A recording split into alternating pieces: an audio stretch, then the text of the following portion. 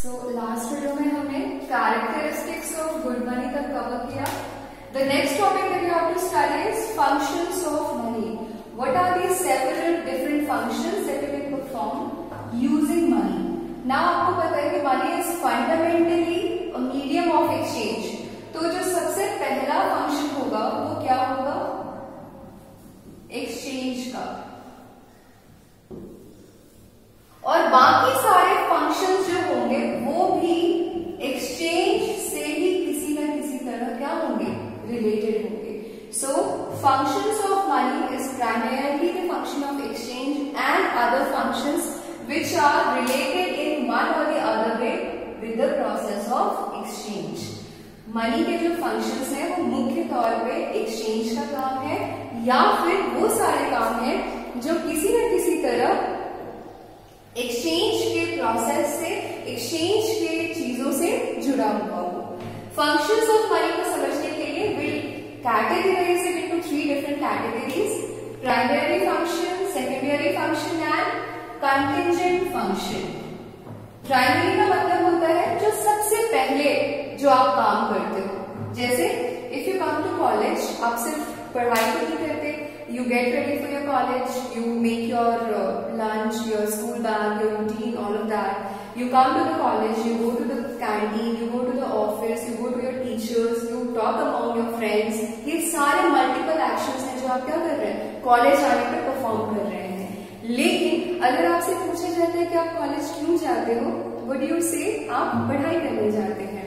जैसे कॉलेज आके पढ़ाई करना क्या हो गया? आपका प्राइमरी फंक्शन हो गया. और बाकी जो काम आप करते हैं, be enjoying with your friends, be talking to the teachers, be going to the canteen, taking the bus, all of that, वो बाकी फंक्शंस हो जाएंगे. इसी तरह मनी से जो आप सबसे पहले जो काम करते हो वो हो जाएगा प्राइमरी. उसके बाद जो काम करते हो secondary and then after contingent.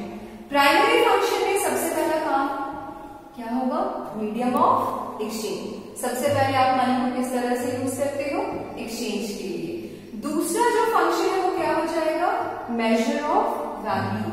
किसी भी चीज की एक्सचेंज वैल्यू कितनी होगी ये आप किसके टर्म्स में डिसाइड करते हो? मनी के टर्म्स में. क्या समझना है इससे? From everything. देखिए, economy is consisting of goods and services. Let me take example of college only. College में आपको सर्विसेज प्रोवाइड किए जाते हैं, गुड्स प्रोवाइड किए जाते हैं. कैसे? सर्विसेज क्या है?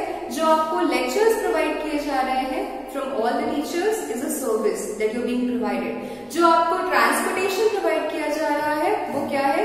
एक सर्विस है. क्योंकि टीचर्स आते हैं, आपको पढ़ाते हैं, सर्विस हो गई. बस जाती है आपके घरों तक, आपको पिक करती है and bring you to the college, service हो गया. फिर आप कॉलेज आते हो, आपको अगर कॉलेज में कोई बुक प्रोवाइड किया गया, गुड हो गया. अगर आपको कोई रजिस्टर प्रोवाइड की गई, गुड हो गया. कैंटीन गए, आपने कुछ सामान खरीदा, गुड हो गया. सो इकोनॉमी में अगर हम सिर्फ एक कॉलेज का एग्जाम्पल लेते हैं, so you have goods as well as services. अब हर गुड या सर्विस को आप किसके टर्म्स में मेजर करते हो? मनी के टर्म्स में. जो आपको लेक्चर्स प्रोवाइड किए गए हैं that is kind of the college fee. जो आपको ट्रांसपोर्टेशन प्रोवाइड की गई है उसके लिए आप बस की फी डालते हैं. जब आप कैंटीन जाते हो और आप स्नैक्स खरीदते हो, यू पे 5 रुपी और 10 रुपी. जब आप कॉलेज से किताब या रजिस्टर खरीदते हो उसके लिए आप एडिशनल पेमेंट करते हो. सो आप अगर गुड्स की बात करें या फिर अगर आप सर्विसेज की बात करें, हर डिफरेंट गुड या सर्विस के लिए आप डिफरेंट पेमेंट कर रहे हो. डिफरेंट पेमेंट कहने का मतलब है कि आपने उस गुड या सर्विस की वैल्यू मेजर करी है किसके टर्म्स में? मनी के टर्म्स में. So primary function of money is medium of exchange, measure of value. Now secondary function, जब ये दो काम हो जाते हैं तो और ऐसे कौन से काम है जो आपने मनी के साथ आप कर सकते हो और करते हो? Store of value.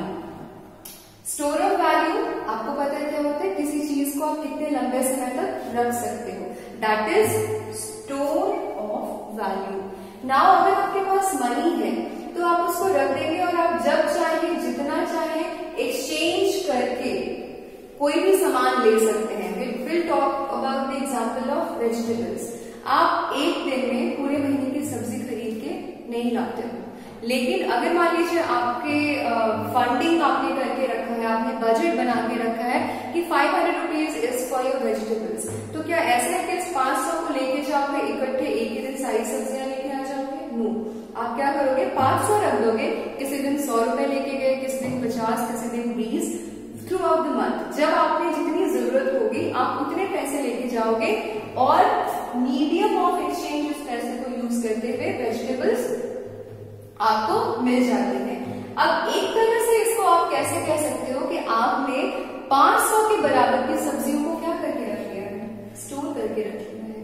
So first secondary function में पहला क्या आ जाता है, स्टोर ऑफ वैल्यू। उसके बाद कौन सा फंक्शन है आपका, ट्रांसफर ऑफ वैल्यू। आप किसी को 500 रुपए की नोट दे देते हैं और उस 500 रुपए के बदले में जितने चावल आ सकते हैं पोटेंशियली 15 केजी 20 केजी व्हाटएवर वो दो, तो 500 का एक नोट ट्रांसफर करना और 500 के बराबर का चावल या गेहूं या कोई और सामान ट्रांसफर करना, दोनों में क्या कन्वीनियंट है, नोट ट्रांसफर करना। तो मनी को ट्रांसफर करना भी हमारे लिए आसान है, इसीलिए जब हम ट्रांसफर करने की बात करते हैं तो हम किसको यूज करते हैं, मनी को यूज करते हैं। And last one out of the secondary function of money is your deferred payment. Deferred payment का मतलब होता है वैसा पेमेंट जो आपने लेट से किया हो, तो मनी के टर्म्स में आपको दुकानों में उधारी की जो सुविधा होती है वो मिलती है। नाउ यहाँ पे आप ये समझिए कि मनी के साथ आप डेफर्ड पेमेंट क्यों कर सकते हो। फर्स्ट पॉइंट, मनी जो है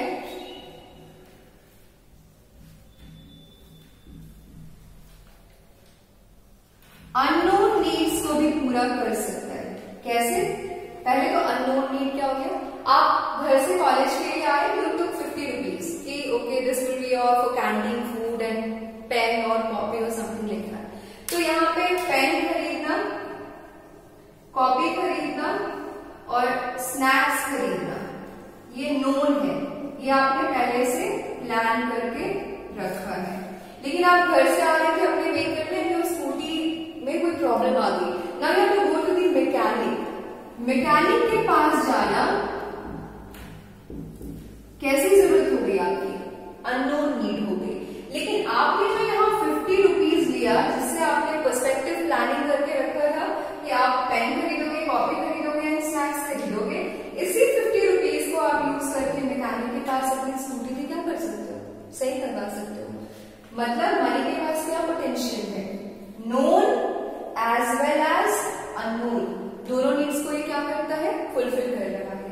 अब उधारी की सुविधा कोई दुकान वाला आपको क्यों देता है मनी में, उसको समझिए। ए जो है वो कंज्यूमर और बी जो है वो shopkeeper. Okay, A is your consumer, B is your shopkeeper. आपने टी पॉइंट में बी से गुड्स लिया और आपने बोला कि आप पे कब करोगे उसे, T1 में, और ये इस चीज के लिए अग्रीमेंट हो जाती है। क्यों होती है ये अग्रीमेंट, क्योंकि T1 में अगर आपने सपोजिंगली इसको 500 रुपीज दिया, जो कि पेमेंट है इस गुड का, जो आपने कब लिया था, टाइम T में, इस 500 रुपीज के नोट्स को यूज करते हुए वो बी T1 टाइम में जो भी उसकी जरूरत होगी, अगर उसकी जरूरत मेडिसिन की है वो मेडिसिन यूज कर लेगा, खरीद लेगा। अगर उसकी जरूरत वेजिटेबल्स की है वो वेजिटेबल्स खरीद लेगा। अगर उसकी जरूरत स्कूल फी की है वो स्कूल फी में यूज कर लेगा। अगर उसको कोई जरूरत नहीं है तो वो सेव कर लेगा, क्योंकि ये 500 का नोट खराब होने वाला नहीं है ना। यहाँ पे जो पॉइंट आपने समझना है वो ये है कि बी को पता नहीं है टाइम पीरियड टी में कि उसे आने वाले समय में किस चीज की जरूरत हो सकती है। लाइक आप एक एक्सपेक्टेशन रख सकते हो कि ओके XYZ सामान की मुझे जरूरत होगी, लेकिन आप 100% श्योर नहीं हो सकते, because future is unpredictable, anything can happen, you can need anything. Time T में B does not know what will he need, but उसे ये पता है कि T1 टाइम में जब उसके पास ये पैसे आएंगे तो उसे वट एवर रिक्वायरमेंट होगा वो उसे क्या कर सकता है, फुलफिल कर सकता है। प्लस अगर उसके उस वक्त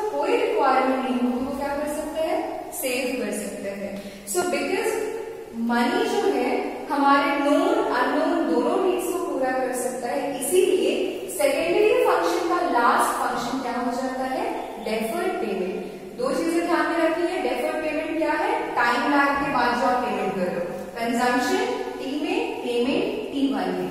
क्यों डेफर्ड पेमेंट यहाँ पे अलाउड है, क्योंकि T1 टाइम में नोन अननोन नीड्स पूरे हो सकते हैं, अगर नोन या अननोन नीड्स नहीं है तो फिर वो फर्दर सेविंग के लिए भी यूज किया जा सकता है। And last function of money is called contingent function. Contingent जो वर्ड है, दिस वर्ड मीन्स अचानक से।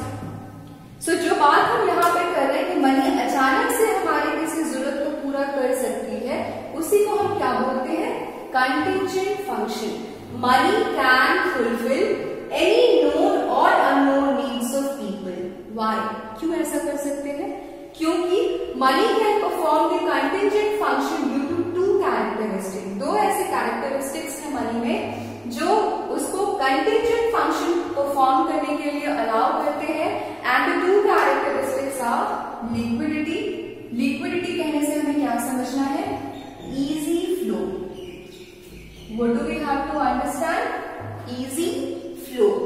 आराम से एक से दूसरे, दूसरे से तीसरे, तीसरे से चौथे, जो कि कैरेक्टरिस्टिक ऑफ लिक्विड होता है। You guys should be knowing this better than me. आप साइंस पढ़ते हो, all the physics, chemistry, whatever, so you be knowing this better than me कि लिक्विडिटी में फ्लो जो है वो क्या है, इजी होता है। तो मनी का जो फ्लो है, ए ने बी को दिया, बी मेडिसिन वाले को दे सकता है, वेजिटेबल वाले को दे सकता है, स्कूल में दे सकता है, सेव कर सकता है, बैंक जा सकता है, मतलब B C D E F goes on, किसी को भी दे सकता है। So A to B C D E F and that goes on वाला जो फ्लो है, इस फ्लो को हम क्या कहेंगे, इजी फ्लो। और सॉल्वेंसी कहने का मतलब होता है कि मैक्सिमम चीजों को अपने अंदर डिसॉल्व कर लेगा। सो मनी जो है, मेडिसिन भी खरीद सकते हैं इस एक 500 के नोट से, सब्जी भी, स्कूल फी भी, और कुछ नहीं भी। मतलब कितने सारे चीजों को ये अपने अंदर क्या कर सकता है, डिसॉल्व कर सकता है। Just to put it in that way, ये क्या कर सकता है, इसको डिसॉल्व कर सकता है। इस फंक्शन को हम क्या बोलेंगे, solvency. So summarising this very topic, functions of money तीन तरह के हैं, primary function, secondary function and contingent function. Primary function, the first topmost functions that you perform with the help of money, which is medium of exchange and measure of value. Secondary function are the later on function that you perform, that is store of value, transfer of value, deferred payment. Deferred payment में दो चीजें आपके ध्यान में रखनी है, what is deferred payment and why deferred payment is possible in terms of money. क्यों possible है, known and unknown plus saving. Last function आता है आपका कंटिंजेंट फंक्शन। ये नोन और अननोन दोनों जरूरतों को पूरा कर सकता है, इसी को हम क्या बोलेंगे, contingent function. Why can money perform the function of this fulfilling known और unknown need of human beings, because money has two characteristics, liquidity and solvency. Liquidity is the easy flow among many people, solvency is the exchange of many goods and services. कैसे याद रखना है, flow among many people, solvency exchange of multiple goods and services. जो next topic है आपका वो है importance of money. अब आपने फंक्शंस पता है कि मनी के कितने फंक्शंस हैं, तो इसके बाद आप ये डिराइव कर सकते हो, अंडरस्टैंड कर सकते हो कि इम्पोर्टेंस ऑफ मनी क्या क्या हो सकता है। बट इम्पोर्टेंस ऑफ मनी को विल ब्रेक डाउन, कैसे हमने पढ़ना है, हम इसको देखेंगे इकोनॉमी के डिफरेंट पर्सपेक्ट्स में। इकोनॉमी को अगर आप ब्रेक करेंगे तो आपको तीन पॉसिबल रेंज मिलता है। The first range is consumption, the second range is production, और इन दोनों को जो इंटरलिंक करता है that range is distribution.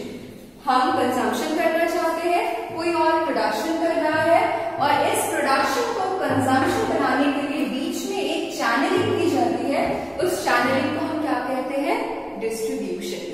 So if we try and categorise the economy in 3 different ranges, we'll have first range of consumption, the second range of distribution and the third range of production.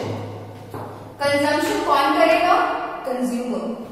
Distribution कहां की जाएगी? Economy में। और production कौन करेगा? Producers. अब importance of money को आपने कैसे पढ़ना है कि कंज्यूमर के लिए कैसे इंपॉर्टेंट है, इकोनॉमी में कैसे इंपॉर्टेंट है और प्रोड्यूसर के लिए ये कैसे इंपॉर्टेंट होता है। कंज्यूमर के लिए सबसे पहले हमें क्या इनेबल करता है? Exchange, medium of exchange. दूसरा आपको पता है कंज्यूमर्स या तो अपना इनकम कंज्यूम करते हैं और कंज्यूम करने के बाद जो इनकम बचता है वो क्या होता है हमारा?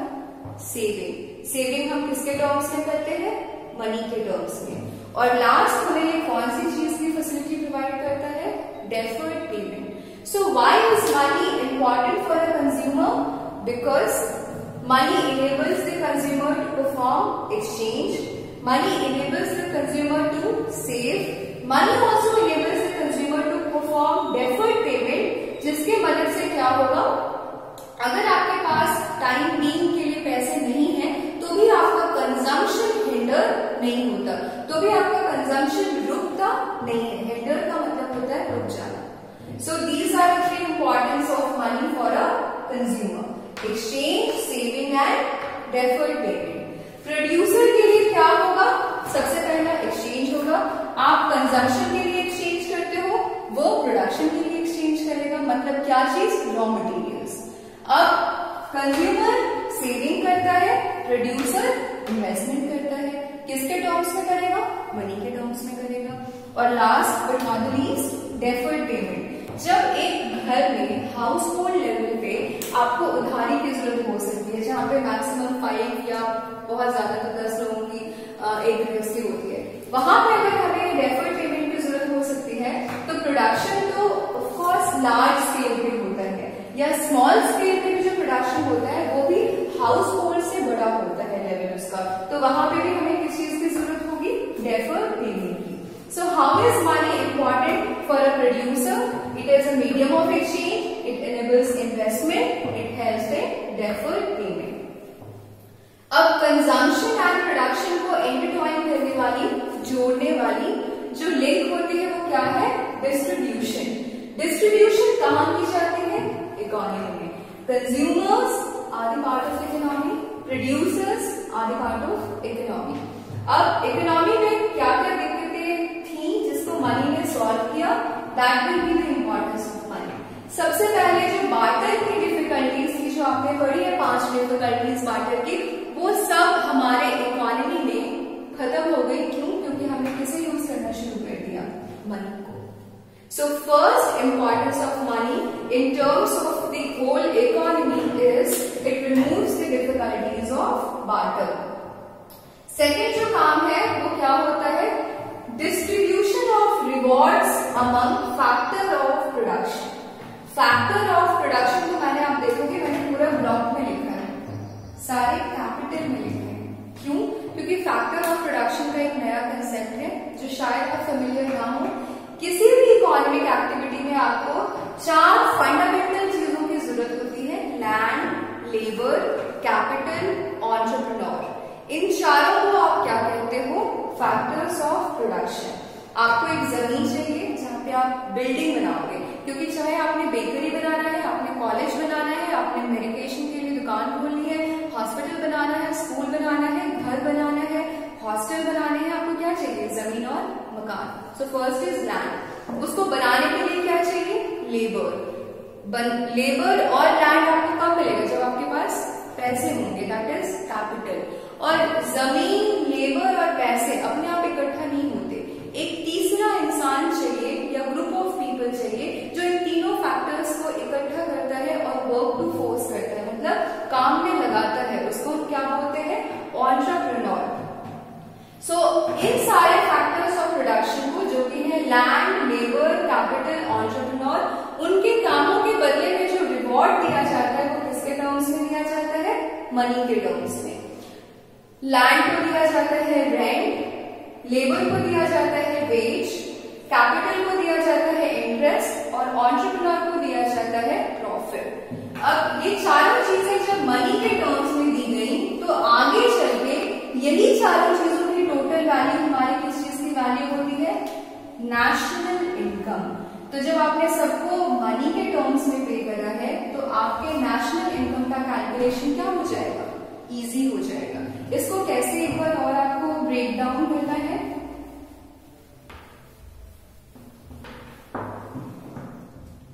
फैक्टर्स ऑफ प्रोडक्शन क्या होंगे, जो फंडामेंटल एसेंशियल्स है क्या करने के लिए, किसी भी इकोनॉमिक एक्टिविटी को करने के लिए। कौन कौन से है, land, labour, capital, entrepreneur. Land, labour, capital, entrepreneur. Land को जो रिवॉर्ड दिया जाता है वो क्या होता है, रेंट। लेबर को वेज, कैपिटल को इंटरेस्ट और एंटरप्रेन्योर को प्रॉफिट।